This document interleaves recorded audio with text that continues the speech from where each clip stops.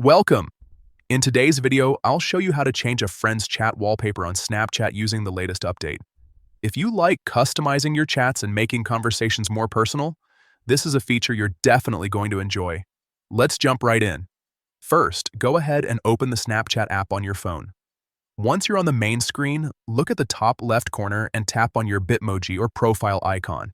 This will take you to your profile page, where all your account settings are located. Next, scroll a little and tap on My Friends. Here you'll see your full friends list. Take a moment to find the friend whose chat wallpaper you want to change. Once you find their name, tap on it to open their profile. Now that you're on your friend's profile, look for the option labeled Wallpaper. Tap on it, and then select Change Wallpaper. At this point, Snapchat will give you different wallpaper options to choose from. You can browse through the available designs or pick an image that fits your style or matches your vibe with that friend. Once you've selected the wallpaper you like, go ahead and confirm your choice. Just like that, your chat background with that friend will be updated instantly.